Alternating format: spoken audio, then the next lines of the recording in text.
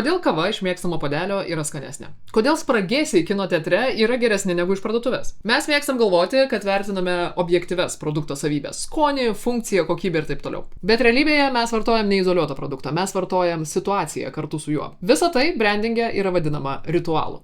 Ritualas nėra tiesiog įprotis. Įprotis gali būti automatinis. Ritualas tuo tarpu turi tam tikrą veiksmų seką ir prasmę. Veiksmus reikia atlikti būtent taip, net jeigu jie techniškai nekeičia kokybės. Juk gimtadienio tortas yra toks pats skanus, net jeigu neuždegam žvakučių. Juk šampanas gali būti toks pat geriamas, net jeigu jo garsiai neišausime. Bet ritualus mes mėgstame ir ritualai keičia ne produkto sudėtį, o tai, kaip mes ją patiriame.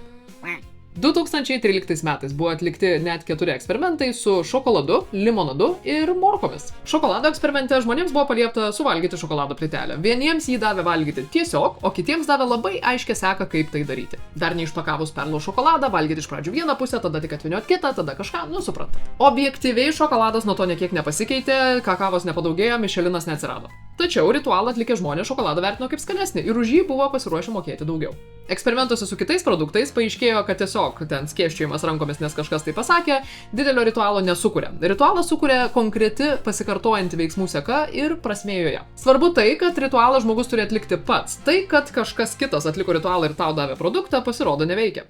Kodėl tai veikia? Magija, žinokit, gan paprasta. Visa tai yra dėl įsitraukimo. Kai mes automatiškai suvalgom kažkokį produktą, apie tai daug negalvodami, mūsų ta patirtis ir yra gan automatiška. Kai prieš vartojimą turime atlikti krūvą veiksmų, sekų, visokių ritualų ir panašiai, mes labiau susikaupiame, įsitraukiame ir taip labiau orientuojamės į patirtį, kuri netrukus bus. Kartais užtenka to, kad atsiranda laukimas. Vien laukimas gali sustiprinti patirties kokybę. Na ir svarbiausia dalis, kuri tikrai susišauks su paskutiniu video, jeigu jį žiūrėjote, yra tai, kad žmogus pats prisideda prie vartojimo momento. Jis kažką išlupa, perlaužia, perlenkia, suplaka, taip toliau panašiai, tai tampa jo patirtimi. Ir vienas iš gerų mano jau minėtų pavyzdžių yra Oreo sausainis. Tikrai galima jį tiesiog imti ir suvalgyti, bet ne visas pasaulis turi Oreo ritualą. Tiem, kas nežinote, Oreo sausainį tiesiog privaloma atskirti į atskiras dalis, nulaižyti kremą, pamirkyti pienę ir tada suvalgyti. Bet tai nėra kažkokia instrukcija, be kurios sausainis neveiktų. Tai yra ritualas.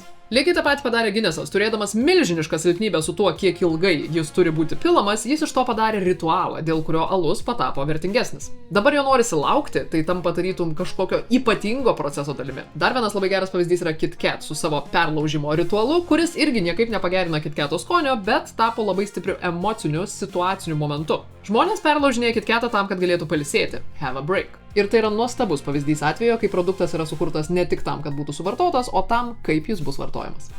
Ritualas daro dar vieną svarbų dalyką. Jis padeda mums atpažinti savus. Jeigu jūs žinote, kaip yra pilamas Guinnessas ir nesitikit, kad jis tuoj pat bus patiektas jums ant stalo, greičiausiai jūs suprantate tam tikrą kultūrą ir esate kažkokios bendruomenės dalis. Ir tai ypač gerai veikia kategorijose, kur reikia kažką labai gerai išmanyti. Vynas, kava, technologijos, kokia nors kosmetika specifinė ir taip toliau. Čia gebėjimas atlikti ritualą tampa priklausimo bendruomeniai dalimi, o čia jau ne kartą aptarinėjau yra labai stiprus prekės ženklo momentas.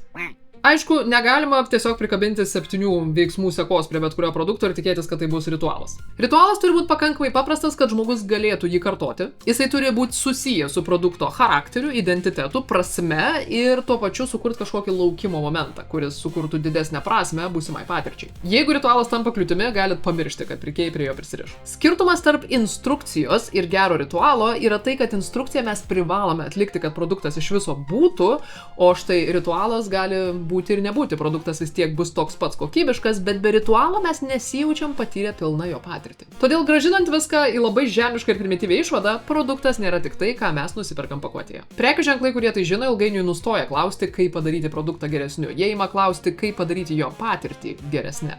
Nes kaip įrodė visi tyrimai, kartais produkto skonis prasideda virtuvėje ar laboratorijoje, o kartais jis iš tiesų prasideda dar tada, kai mums pasiūlo jį perlaužti pakuotėje.